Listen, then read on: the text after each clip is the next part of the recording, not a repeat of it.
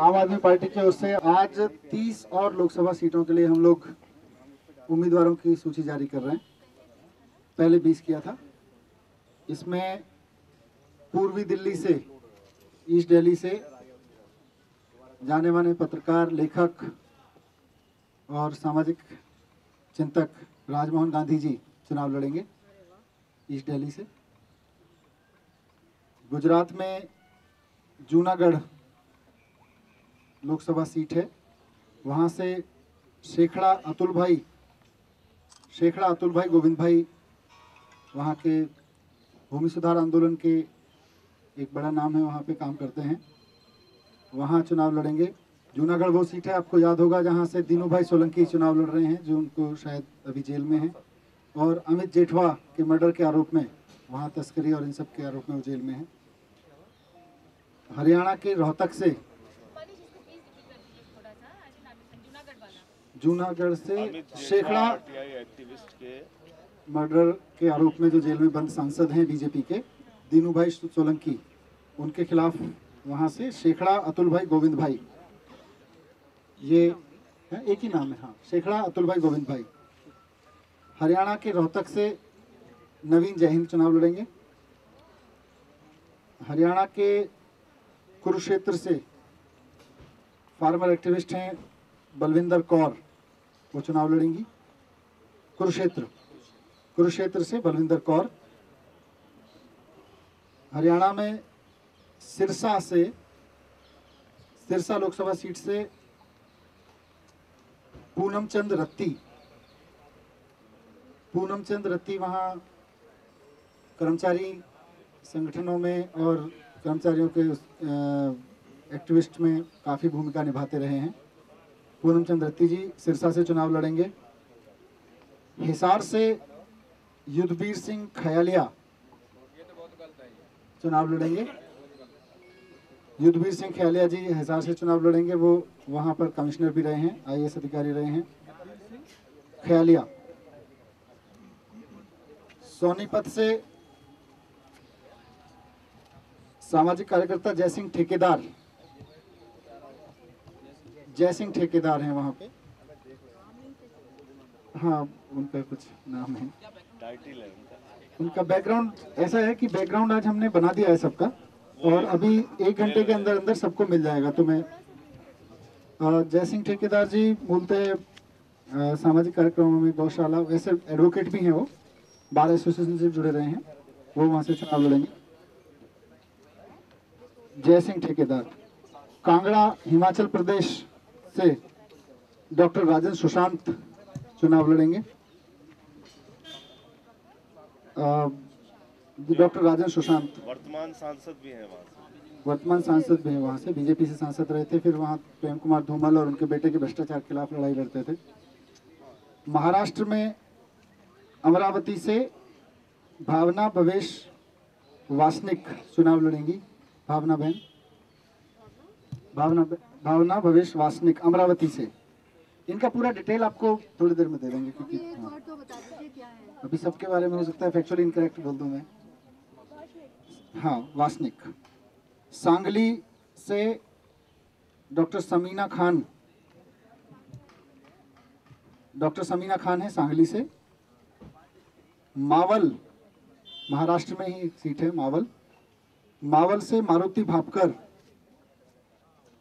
Farmer के लिए, इन सब के लिए काम करते रहे हैं, वहाँ नाम है वहाँ पे मारुति भापकर। महाराष्ट्र में ही चंद्रपुर लोकसभा सीट से वामन राव हैं, वहाँ एक्टिविस्ट हैं, ये चुनाव लड़ेंगे वहाँ से। महाराष्ट्र में सोलापुर से ललित बब्बर चुनाव लड़ेंगी।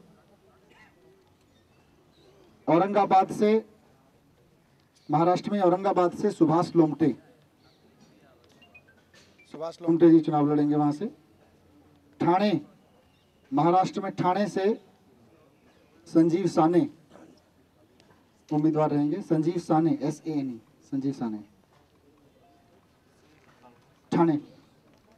महाराष्ट्र में बीड लोकसभा सीट से नंदू माधव एक्टिविस्ट हैं, वहाँ काफ़ी सामाजिक कार्यों में सक्रिय रहते हैं। नंदू माधव चुनाव लड़ेंगे। महाराष्ट्र में जालना से दिलीप मस्के, युवा हैं, काफ़ी एनर्जेटिक हैं। कई देशों में पहले वो भाई लड़ाई करके यहाँ से नौकरी करने गए थे, फिर कुछ समय पहले छोड़ के आ गए थे। MHASKE मस्के। गोंडिया सीट से प्रशांत मिश्रा, ये भी कई नामी ग्रामी सॉफ्टवेयर कंपनियों में काम करते रहे हैं। गोंडिया से प्रशांत मिश्रा, माइक्रोसॉफ्ट आदि कंपनियों में भी इन्होंने काम किया है। वहाँ से छोड़ अभी विदेशों में कई देशों में काम करते रहे हैं। अभी इंडिया में चुनाव लड़ेंगे यहाँ पे गोंडिया से। उज्जैन से मध्य प्रदेश में उज्जैन से अनीता हिंडोलिया, ये भी वहाँ पॉलिटिकली काफ़ी एक्टिव हैं, चुनाव लड़ेंगी अनीता हिंडोलिया। मध्य प्रदेश में खरगोन लोकसभा सीट से कैलाश अवास्या,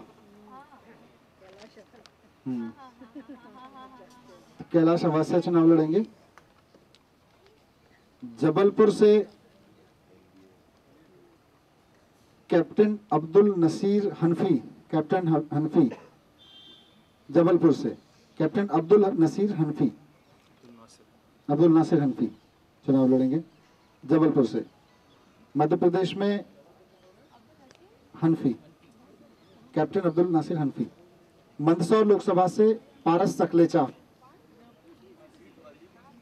मंदसौर लोकसभा पारस सकलेचा, हाँ पारस सकलेचा वहां पे चुनाव लड़ेंगे।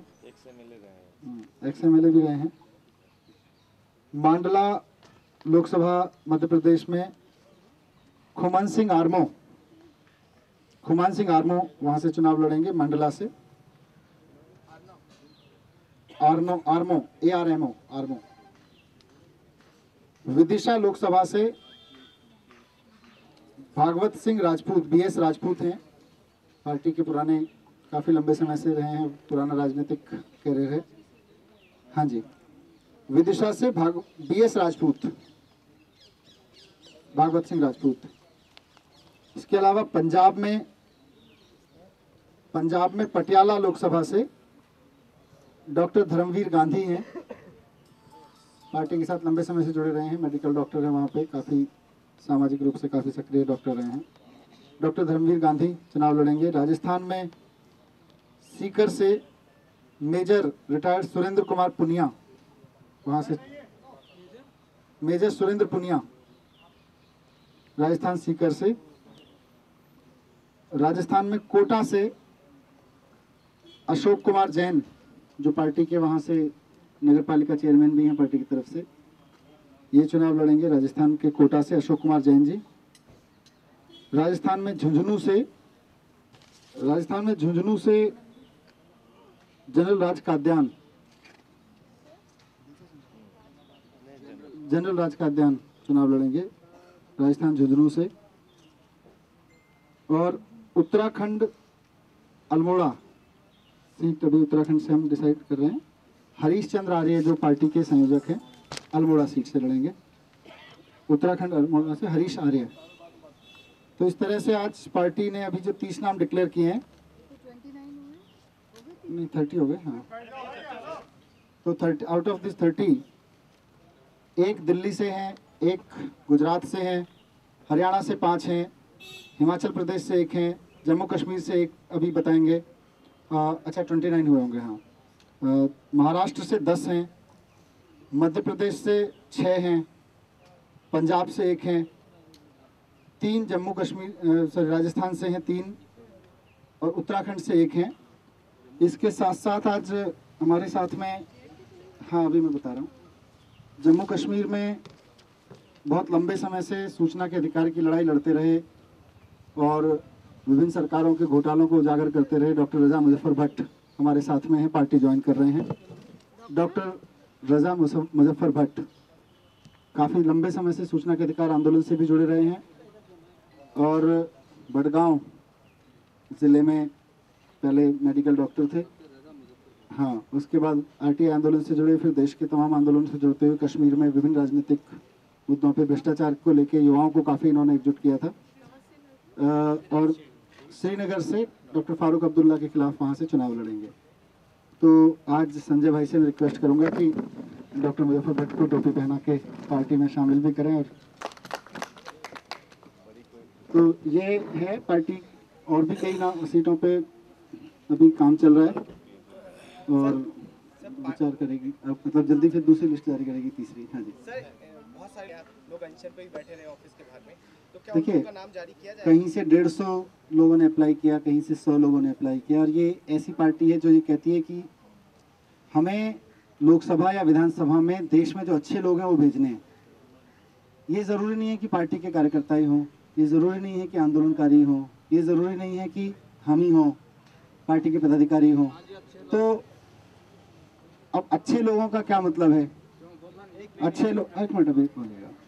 अच्छे लोगों का मतलब है कि उनके ऊपर भ्रष्टाचार के कोई आरोप नहीं हो, उनके ऊपर किसी तरह के, मेरे पेपर्स में किसी तरह के अपराध का कोई मामला ना हो, उनके ऊपर उनके चरित्र के ऊपर कोई इस तरह का मामला ना हो।